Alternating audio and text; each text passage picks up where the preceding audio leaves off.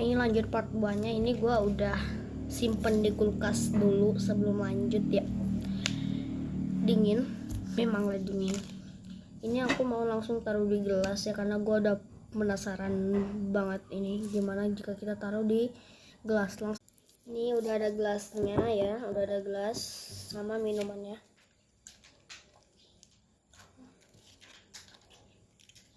Tutup.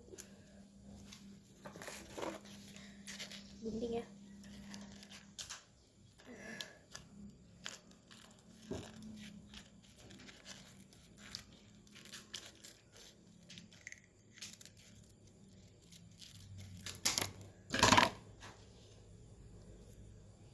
Aku tuangin dulu.